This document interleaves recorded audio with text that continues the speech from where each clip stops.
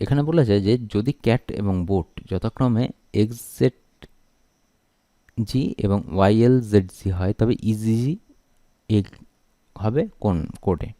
এটা WBCS prelims এর 2015 প্রশ্ন ছিল আমাদের। তো এক্ষেত্রে আমরা কি করবো? এক্ষেত্রে আমরা আগে অ্যালফাবেটিক্যাল অর্ডারের টেবিলটা দেখে নেব। এখানে দেখতে পাবো যে ক্যাট মানে বলে দিয়েছে আমাদের সিএটি, ক্যাট। ক্যাট মানে বলেছে এক্স জেড জি। দেখো সি এর দেখো ঠিক রিভার্স করলে আমরা এক্স পাবো।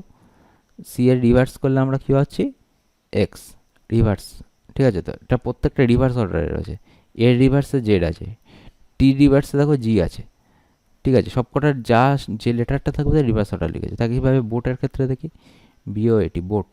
বোটের ক্ষেত্রেও রিভার্স অর্ডার দেখি। বি এর রিভার্স অর্ডারে ওয়াই আছে, এটা ওয়াই আছে। ও এর রিভার্স অর্ডারে আছে আমাদের এল, ও এর রিভার্স অর্ডারে এল আছে। এ রিভার্স অর্ডারে তো জেড আছে, জেড। আর টি এর রিভার্স অর্ডারে কি আছে? জি আছে, জি। তাহলে এটাও এগের ক্ষেত্রেও কী হবে? আমাদের রিভার্স অর্ডার ফলো করবে। ই এর রিভার্স অর্ডারে আছে দেখো কি ভি, জি এর রিভার্স অর্ডারে আছে টি, জি এর রিভার্স অর্ডারে আছে টি। তাহলে অ্যান্সারটা হবে ভি টি টি।